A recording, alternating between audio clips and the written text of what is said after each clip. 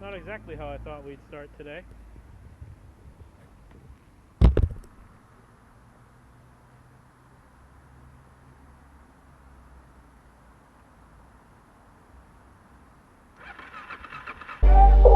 of looks like an egg.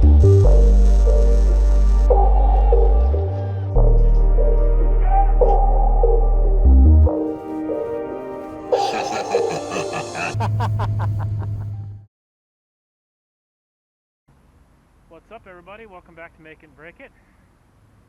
My name's Andrew, and behind me was going to be our glorious, triumphant new bike for the channel.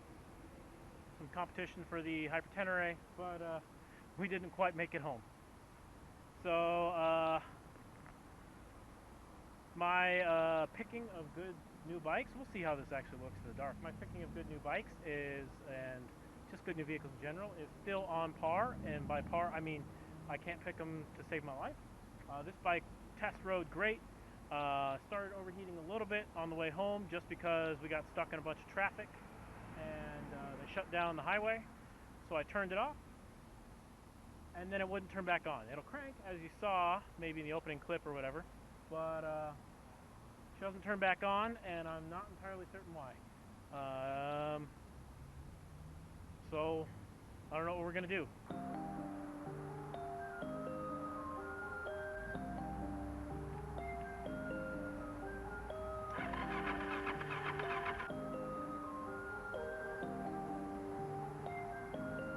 Waking up and noon, wasting time is all I do. But now when I'm with you, so much time, nothing to do. I'm dropping, you take snow. Alright, it's the next day. Maybe the frustrations aren't any better, but my head's in a better mood. And maybe we've had a little bit of sleep. So I think it's just the battery is down because the electrics on that bike and the way its ignition setup is stupid? Stupid the right word? I think stupid's the right word. So we're just gonna go get a U-Haul, grab it, bring it back home, and validate all that stuff here. So see you guys there. Alright everyone, so we're actually in the U-Haul on the way. Managed to pick up all of our crap to load the bike down here, I hope. And we're gonna see how she goes. So what's the problem? The bike, I was riding it home and it rides pretty well. It is geared down significantly. So maybe I was riding it a bit hard, especially since I didn't have a speedo on it. Oops. I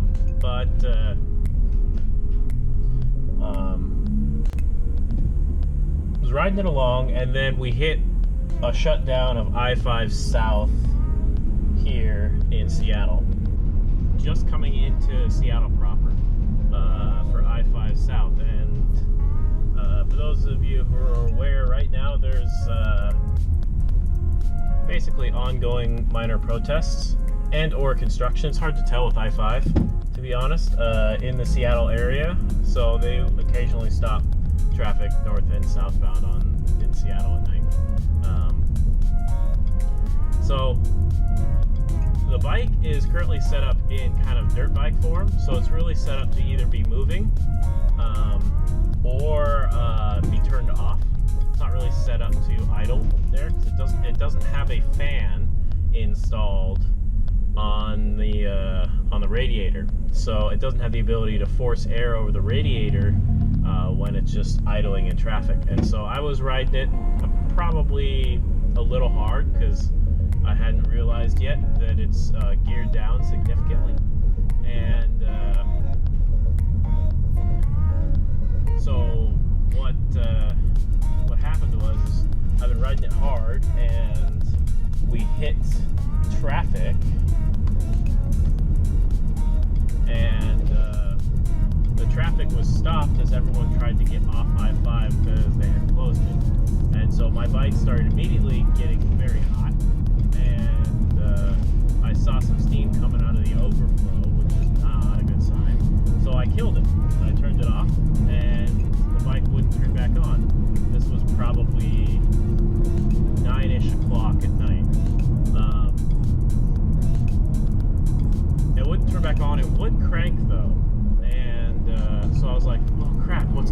Is there maybe like a problem in the bowl? Is there like a carb problem? Did the air valve get loose and readjust on it or something? So I was trying all sorts of stuff. I pulled off the air cleaner, the first filter. I pulled off a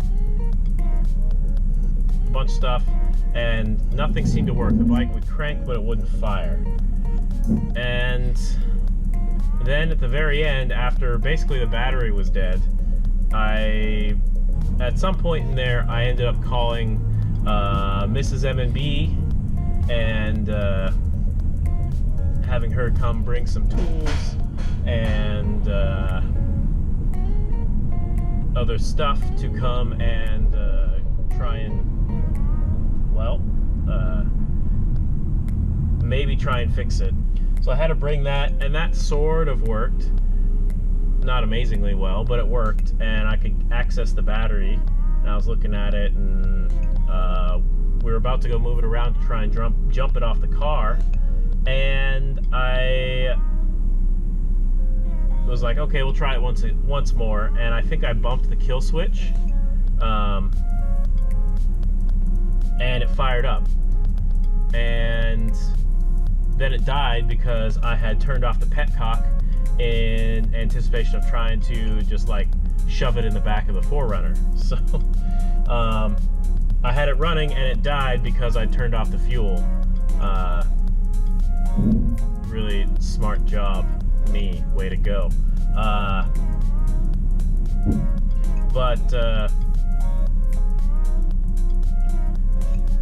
Then we kind of figured out that maybe there is something weird with this bike where if you have the kill switch in, it'll still crank the engine, it just won't fire.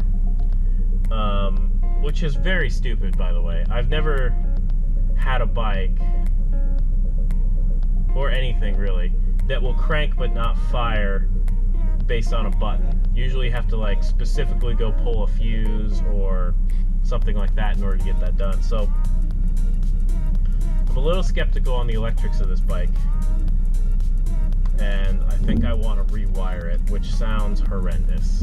And so then we tried to jump it off the car, which worked actually. There's a slightly special procedure for doing that if you need to, but jumped it off the car, and then it died. I'm not certain if it was just kind of flooded out and needed a little bit of revs, just to kind of clear out the carburetor and everything, or what was going on there.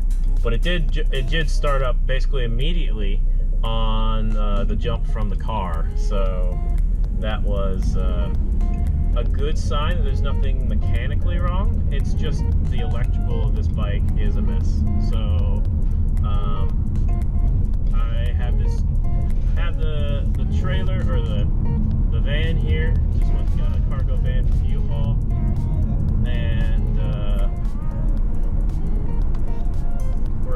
got my hauling gear that was gonna go in the Project Ute, and we're just gonna haul it home.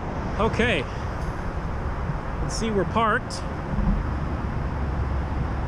right next to the freeway. This is where my bike died, so I know it's gonna be hard on the GoPro, but right here they stopped traffic, and then a minute after I died and couldn't get it started again, traffic started up again. They let people through. So right here they stopped traffic. My bike died about the top of this bridge, so I pushed it all the way down here. It kind of jumped the median here, came all the way back down over here to this thing, and this is where it was. And now, let's just turn this on. We have a huge fuel leak, so that's great. That's really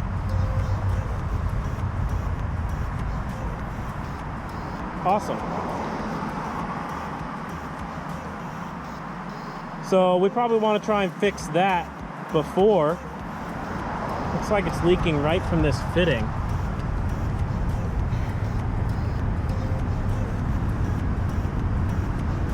Right here. So I'm not sure what's going on there, but that's an active fuel leak. So that's great. Should have brought some towels.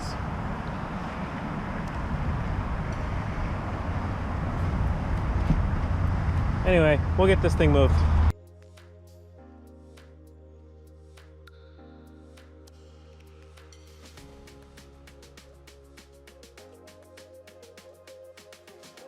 All right, looks like she's in here. We just gotta pack this thing away and get us on home. Hopefully we can stop switching cameras so we get some consistent shooting quality out of this. But looks like the fuel leak has not come back, so my guess is I need to tighten up those clamps, and then we'll just open her back up and see if she leaks some more. So we'll get this thing home, get her unloaded, and figure it out from there.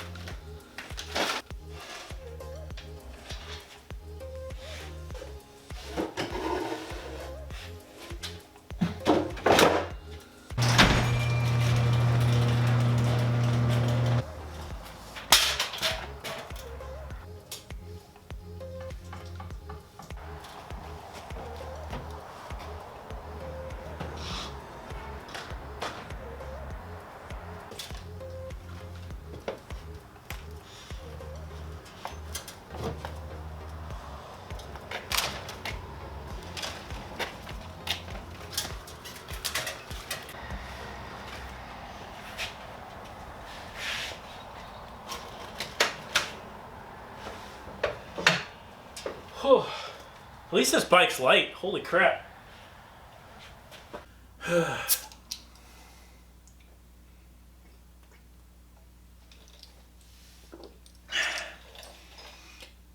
Alright, so we're here, and I'm sitting here doing a quick little work on it so this place didn't smell like gas as much as it used to. I never introduced what bike we got. So this bike is actually in pretty decent condition, especially for its age. This is a 2002 DRZ-400.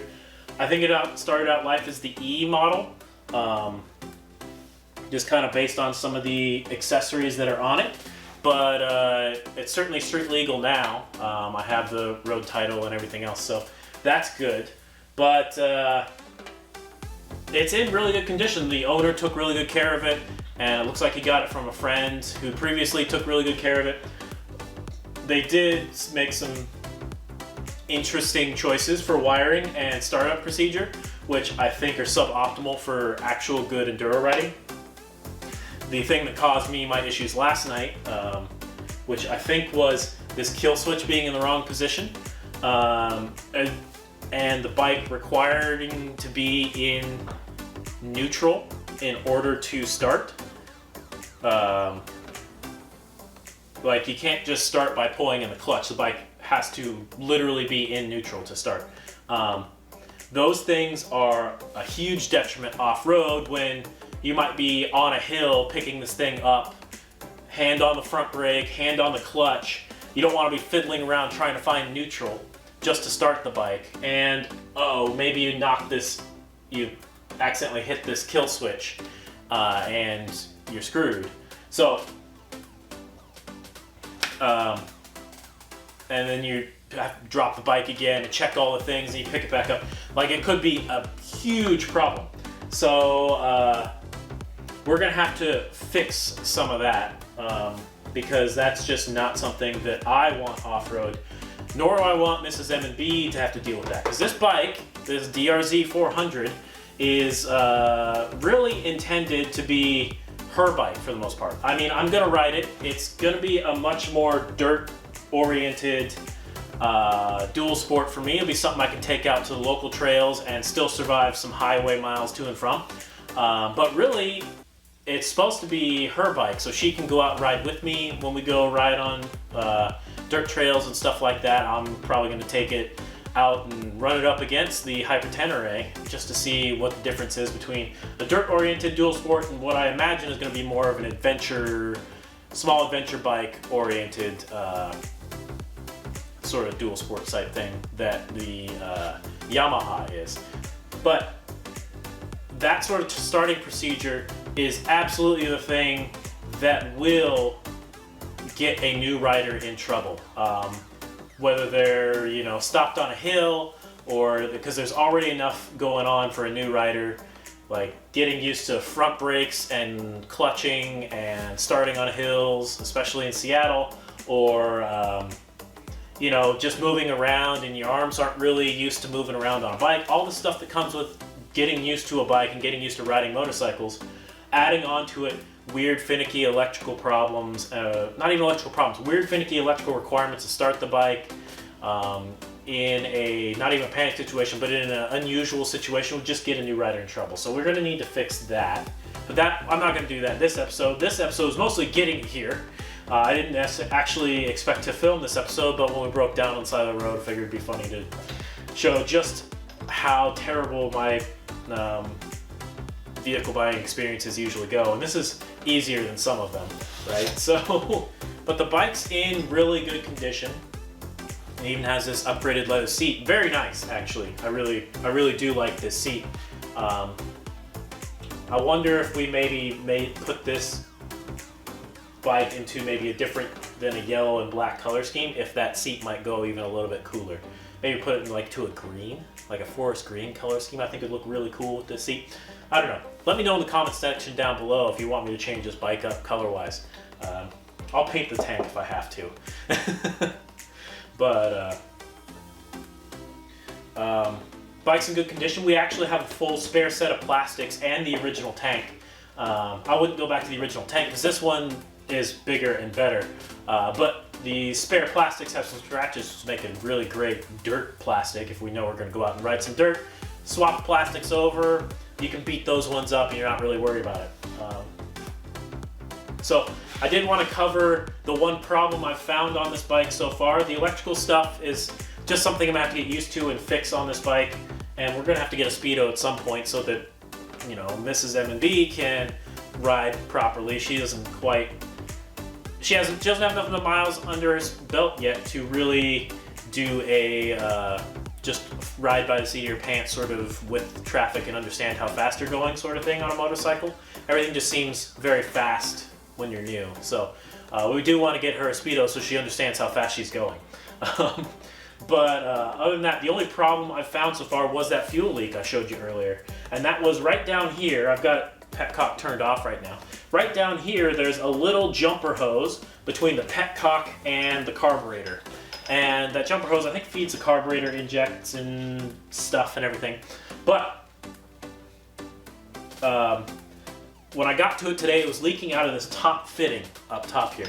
And that fitting was just leaking a lot. It was basically the clamp wasn't doing anything.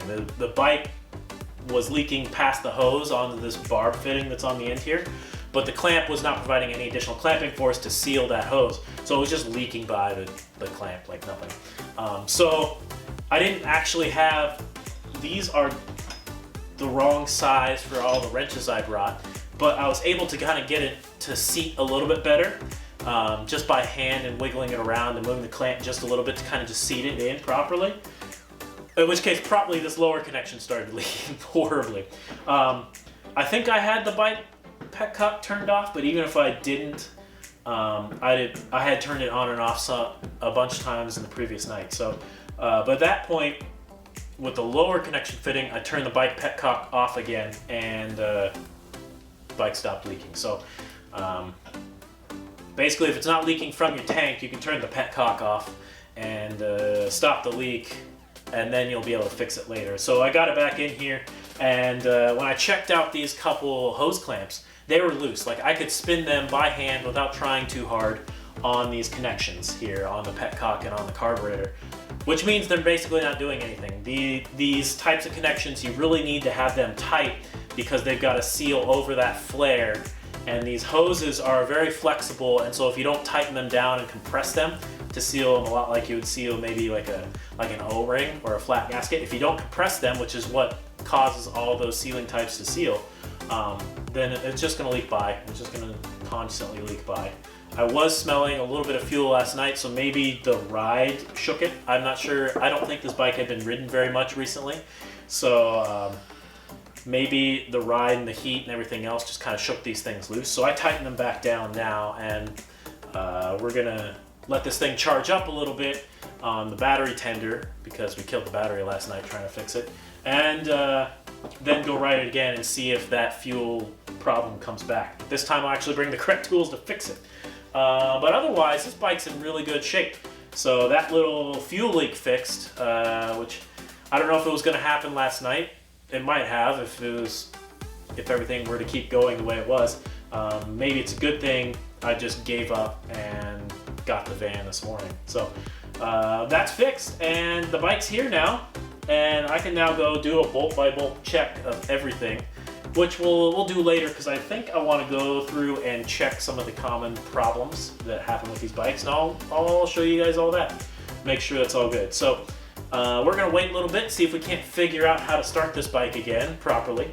So once this battery charges up, I'll bring you guys back, and I'll walk you through the starting procedure and see if we can't get her going. We are back here, and I wanted to show you guys everything that has to be in perfect condition. So, if we go into here, I already talked about this. Gearbox has to be in neutral, cannot be in anything else. The lights have to be on. So, I'm going to set this all the way up in the correct stuff, and I'll just show you guys what has to happen here. So, the light has to be on. If I turn it off, it doesn't crank. So lights have to be on. Then, this specifically, the high beams have to be in, right? So if you bump this in the wrong way, or if you have it in the wrong position, let's say you hit it or you key something to this button for some reason, if you bump it in the wrong position, like if it's out here, nothing. But if you push this in, and then this is our kill switch, right? So now you've teched all this stuff first. Keys on, obviously, because you see the light. You notice how it cranks, but it won't fire. You actually have to have the kill switch out, and then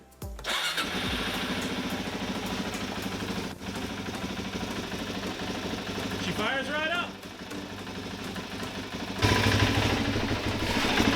One more weird idiosyncrasy. You see this thing? I'm gonna go over here real quick. You hear it on behind me. Now look at this. This is insane. This is the power switch. It's currently on. Nothing. Nothing. Power switch means nothing except for starting the bike. It's so weird. This bike, the electrics on this bike are very weird.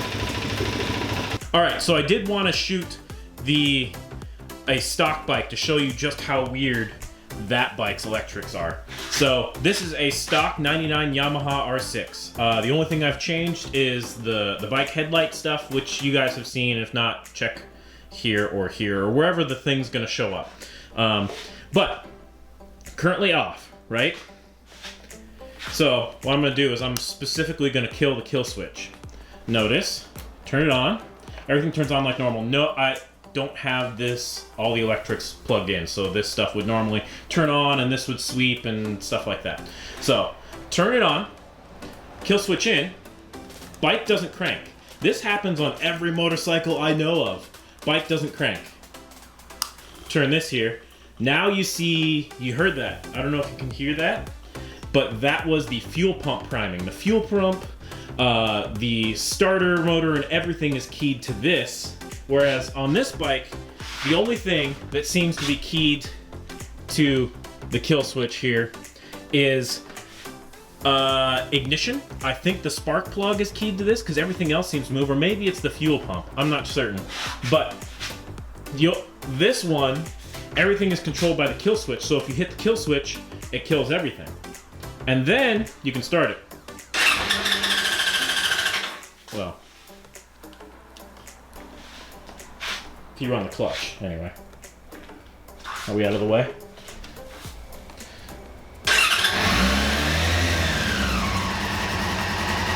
See? So everything turns on. Here's the fun part. Kill switch will obviously kill it, right? You heard it. It killed fuel pump. It kills spark. It kills basically all the electrics of the bike without killing your instrument cluster. This is what's supposed to happen if you turn the key. It's supposed to kill it. So,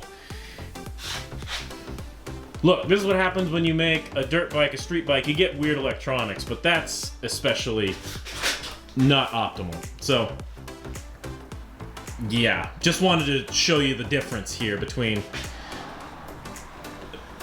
custom factory, well-designed electronics and garage electronics. And she's running, and she runs actually really good. You guys could hear that, like a few seconds on the choke, and she's purring. So, yeah, pretty happy with the purchase overall. A little bit annoyed with the electronics. Almost certainly what our problem was is we had the kill switch in the wrong position for this bike, and as a result it would crank but it wouldn't fire because the kill switch either kills fuel or spark. One of the two. Hard to tell. Yeah, but we fixed all of those immediate problems. Not currently leaking any fuel, which is nice. We're going to turn off the petcock while I'm thinking of it. And I think that's going to get us a video here. So that's it for this video. Thanks for watching, guys. My name's Andrew. It's another Make It and Break It YouTube video. Like, comment, subscribe, do all the YouTube things. I haven't settled on a name for this project. I'll be taking suggestions from you guys down in the comments. Please let me know if you guys have something really cool to name this thing. I'm definitely open to suggestions. It's not a huge project for us, like Mr. HyperTenere right here, or Mrs. the HyperTenere right here, but would like a name so it gets a snazzy, cool name on the playlist. So, you know, let me know if you guys got anything good. Next time you see this bike, it might be a first ride for the Mrs. M&B. Or we'll be fixing some of the electrics or adding a speedo or something along those lines in here. In any case, until the next video, guys, thanks for watching, and I'll catch you later.